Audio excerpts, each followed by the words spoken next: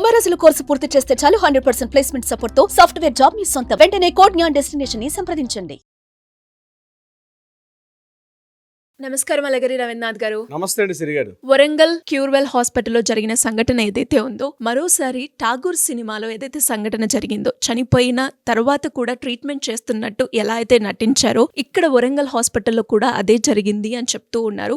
Doctor నిర్లక్ష్యంతో ప్రవళిక అనే అమ్మాయి చనిపోయింది అని అంటూ ఉన్నారు. అసలు ఆ కేసుకి సంబంధించిన డీటెయిల్స్ ఏంటి?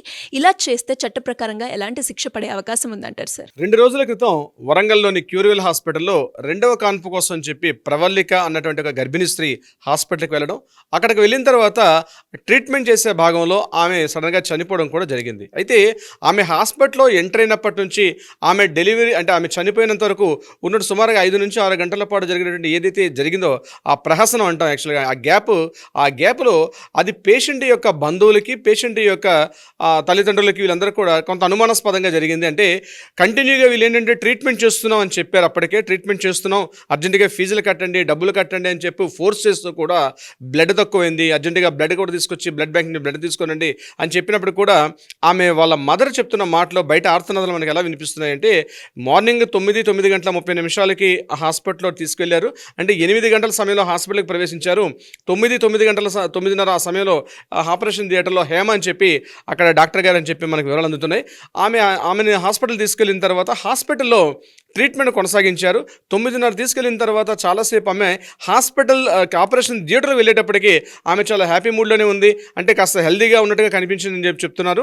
తర్వాత లోపలికి వెళ్ళిన తర్వాత ట్రీట్మెంట్లో భాగంగా ఆ బిడ్డ యొక్క ఇంటెస్టైన్స్ ఏవైతే ఉన్నాయో మెడలో ఉన్నాయి కాబట్టి ఆపరేషన్ కాస్త క్రూషియల్ అవుతుంది, దీనికి మరి కాస్త ఆపరేషన్ అవసరం అని చెప్పారని చెప్తూ, అదేవిధంగా బ్లడ్ కూడా ఎక్కువ మొత్తం అవసరం అని చెప్తే అక్కడ దగ్గరలో అదే హాస్పిటల్ ఉన్న బ్లడ్ బ్యాంకులో కూడా బ్లడ్ లేకపోతే వేరే హాస్పిటల్ నుంచి కూడా బ్లడ్ తెప్పించి అనేక రకాలుగా సుమారుగా అలా డబ్బులు అలా ఒక మంచి నెల ప్రాయంగా డబ్బులు ఖర్చు పెడుతున్నప్పుడు కూడా సుమారుగా 2:30-3 ఆ ప్రాంతంలో ఆమె చాలా అత్యవసర పరిస్థితిలో ఉంది, ఆమె చాలా ప్రాణానికి ఇబ్బంది వచ్చే పరిస్థితి ఉందని చెప్పి అక్కడ నుంచి వితౌట్ ఎనీ కన్సల్ట్ పేరెంట్స్ అంటే ఆ బంధువులకు కానీ లేకపోతే వారి పేరెంట్స్ కానీ ఇన్ఫర్మేషన్ చేయకుండా అక్కడి నుంచి అంబులెన్స్లో వేరే హాస్పిటల్ అడ్మిట్ చేయడం జరిగింది.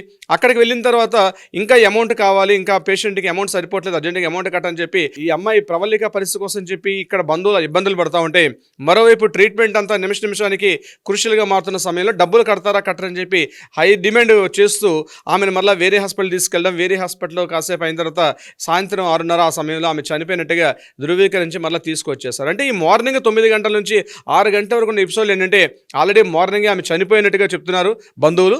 అయినప్పటికీ కూడా వీళ్ళు కేవలం డబ్బుల కోసమే ఆమెను కాస్త ఆ హాస్పిటల్ కానీ ఈ హాస్పిటల్ కానీ ఇంటిమేషన్ చేయకుండా కేవలం డబ్బులు గుంజుకునే ప్రయత్నంలోనే గట్టిగా చేశారని చెప్పి వాళ్ళు ఆరోపిస్తూ ఉన్నటువంటి సంఘటన చూసింది. పేషెంట్తో పాటు వాళ్ళ ఫ్యామిలీ మెంబర్స్ని కూడా ఇందులో ఇంక్లూడ్ చేయలేదు అన్న వార్త కూడా మనం వింటూ ఉన్నాం. అంటే దీన్ని బట్టి మనం ఏం అర్థం చేసుకోవచ్చు అంటారు? అంటే ప్రధానంగా సిరిగారు ఇక్కడ హాస్పిటల్కి కూడా మెడికల్ నెగ్లిజెన్సీ అంటాం వీటికి యాక్చువల్గా. అంటే హాస్పిటల్లో మనం ఏదో వైద్యం కోసం చెప్పి మనకు అనారోగ్యం అయితే మనం హాస్పిటల్కి ఎంటర్ అయిన తర్వాత అక్కడికి ట్రీట్మెంట్ అనేది ప్రాపర్ ట్రీట్మెంట్ జరగకుండా హాస్పిటల్లో కూడా ఒక ప్రొసీజర్ ఉంటుంది, ఒక 5 minutes బుక్ ఉంటుంది.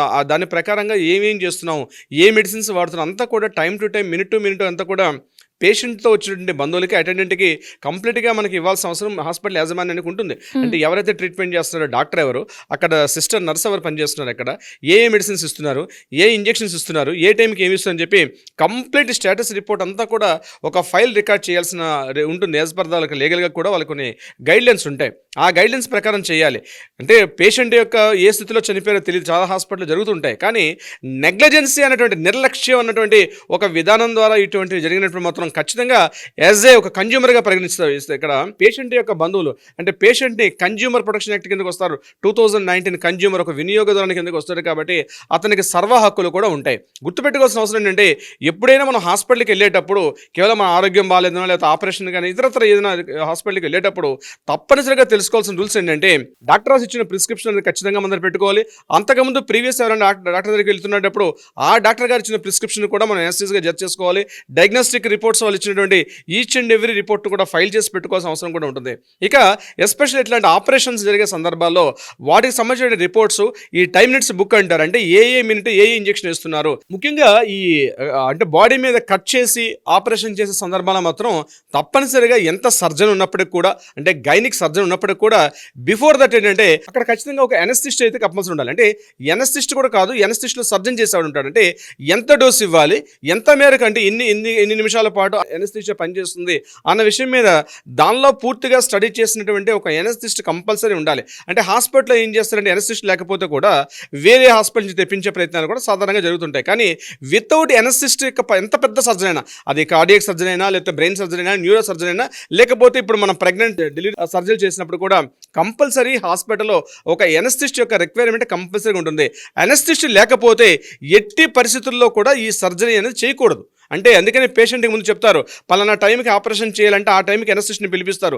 ఆపరేషన్ థియేటర్లో కూడా ఎనస్థిస్ట్ ఫస్ట్ ఓపెన్ చేసి కావాల్సింది ఆ ఎనస్థిస్టియా మెడిసిన్ ఎంత డోస్ ఇవ్వాలి, ఆమె యొక్క వయసు, అంటే ఆ యొక్క పేషెంట్ యొక్క వయసు, ఆమె ఏజ్, ఆమెకు ఉండే ప్రీ మెడికల్ హిస్టరీ అంతా కన్సిడర్ చేసి దాని తగ్గట్టుగా డోసు ఎంత ఇవ్వాలని ఒక సర్జన్ అక్కడ సైన్ చేసి ఇస్తే తప్ప ఈవెన్ ఈ ఎంత సర్జన్ అయినా సరే మిగిలిన సర్జన్ అంటే బాడీ ఎనాటమీ సర్జన్ ఎట్టి పరిస్థితుల్లో కూడా బాడీ మీద ఎట్టి పరిస్థితుల్లో టచ్ చేసే అధికారం అయితే ఉండదు. సో వాళ్ళిద్దరు రిపోర్ట్స్ కూడా అక్కడ ఎనస్థిస్ట్ ఎంత డోస్ ఇచ్చారని చెప్పి, ఆపరేషన్ సర్జన్ ఎవరు చేశారని, వీళ్ళ యొక్క కంప్లీట్ డీటెయిల్స్ అన్నీ కూడా యాజ్ ఏ పేషెంట్గా, పేషెంట్ యొక్క అటెండెంట్ అంటే బంధువులుగా రిపోర్ట్ తీసుకోవాల్సిన అవసరం ప్రతి ఒక్కరికి ఉంటుంది. అదేవిధంగా మెడికల్ షాప్కి వెళ్ళినప్పుడైనా సరే, డయాగ్నోస్టిక్ సెంటర్స్ వెళ్ళేటప్పుడు కూడా వాళ్ళు ఇచ్చే ట్రీట్మెంట్ కూడా థరోగా మన దగ్గర ఆ రిపోర్ట్స్ దగ్గర పెట్టుకోవడం. ఇటువంటి సందర్భాల్లో మనకి ఏదైనా డౌట్ అనిపించినప్పుడు తప్పనిసరిగా ఆ హాస్పిటల్ మీద మనం కోర్టు కేసు ఫైల్ చేసే అవకాశం ఉంటుంది.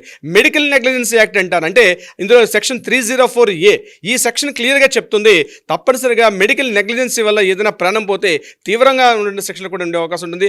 అదేవిధంగా సెక్షన్ 337, 338 ఇవన్నీ కూడా దీనికి సంబంధించిన సెక్షన్స్. అదేవిధంగా మనం కన్జ్యూమర్ ప్రొటెక్షన్ యాక్ట్లో సెక్షన్ 2/42 అన్నది ప్రధానంగా చెప్పుకున్నది. అంటే కన్జ్యూమర్ ప్రొటెక్షన్ యాక్ట్ కిందకు వస్తారు వీళ్ళందరూ కూడా. అయితే ఏమైనా నిర్లక్ష్య ధోరణి కానీ మెడికల్ నెగ్లిజెన్స్ వచ్చేటప్పుడు మాత్రం వీళ్ళు ఆయా డాక్టర్స్, అక్కడ పనిచేస్తున్న స్టాఫ్ కావచ్చు, లేకపోతే ఇట్లాంటి సర్జన్స్ వీళ్ళందరూ కూడా వాళ్ళ మీద కేసుని మనం పెట్టే అవకాశం కూడా ఉంటుంది. ఇదే కాకుండా ప్రధానంగా ఈ కేసు ఫైల్ చేసేటప్పుడు మనం ఎన్ని గంటలకి హాస్పిటల్ ఎంటర్ అవుతున్నాం, అక్కడ CCTV ఫుటేజెస్, డాక్టర్ గారు ఇచ్చిన ప్రిస్క్రిప్షన్స్, డయాగ్నోస్టిక్ సెంటర్స్, ఆ పేషెంట్కి ప్రీవియస్ మెడికల్ హిస్టరీ ఉన్నటువంటి వేరే ఇతర డాక్టర్లతో ఏమైనా ప్రిస్క్రిప్షన్ ఉంటే అవి కూడా అలాంగ్ విత్ ఈ ప్రిస్క్రిప్షన్తో పాటు యాడ్ చేస్తూ అప్పుడు కన్సల్ట్ ఒక లాయర్ని కానీ మనం అప్రోచ్ అయ్యి కోర్టు ద్వారా మనం వెళ్ళగలిగితే తప్పనిసరిగా సెక్షన్ 2019 CP యాక్ట్ అంటాం, అంటే కన్జ్యూమర్ ప్రొటెక్షన్ యాక్ట్ అంటాం, దాని ద్వారా సత్వరమైన న్యాయం అందే అవకాశాలు కూడా ఉంటాయి.